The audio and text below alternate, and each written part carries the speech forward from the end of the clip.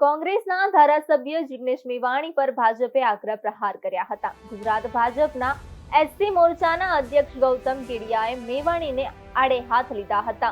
તેમણે કહ્યું હતું કે મેવાણી માત્ર નફરતની રાજનીતિ કરે છે। મેવાણીએ વિકાસના બદલે નફરતની દુકાન શરૂ કરી છે। મેવાણી માત્ર મુસ્લિમ તૃષ્ટિકરણની વાતો કરે છે। જિગ્નેશ મેવાણીએ માત્ર નફરત ફેલાવવાનું કામ કર્યું છે, ત્યારે મેવાણીએ ગુજરાતમાં નફરતની રાજનીતિ શરૂ કરી છે।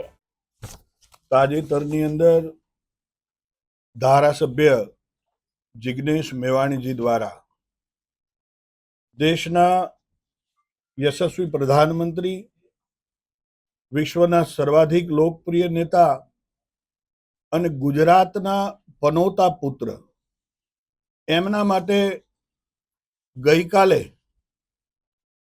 એક સભામાં જે વાણી વિલાસ કર્યો છે એ ભાષા એ ગુજરાતના સંસ્કારની ભાષા ન હોઈ શકે। એ ભાષાને હું વખોડું છું, એની ટીકા કરું છું, એની નિંદા કરું છું અને લોકશાહીને ઠેસ પહોંચાડનારા એ વિચારની હું નિંદા કરું છું। આ અપમાન એ કોંગ્રેસની કાયમી નીતિ, એ પરિવારવાદની નીતિ રહી છે।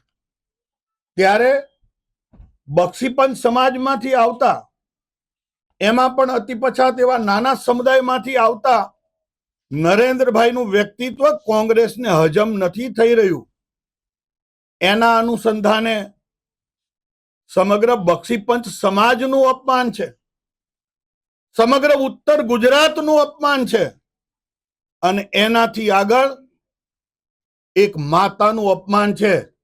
આ ક્યારેય સહન ન કરી શકાય। એના માટે થઈ અને ભાઈ જિગ્નેશભાઈ, તમે ધારાસભ્યની ગરિમા એને લજવી છે।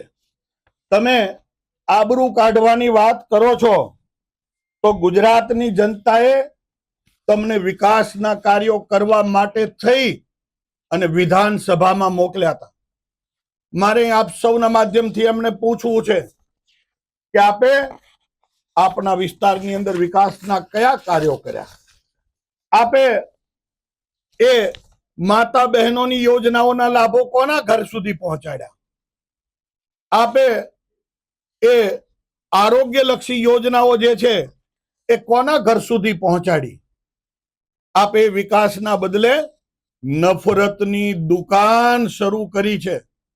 દિવસ ઉગે અને વેર ઝેરની રાજનીતિ શરૂ કરી છે અને સમગ્ર રાજ્યની અંદર આપ ફક્ત નફરત ફેલાવવાનું કામ કરી રહ્યા છો એવું આપના એ નિવેદનોથી સ્પષ્ટ થાય છે। ત્યારે એક એક ગુજરાતીનું માથું તમારા એક એક વાક્યથી શરમથી ઝૂકી જાય છે।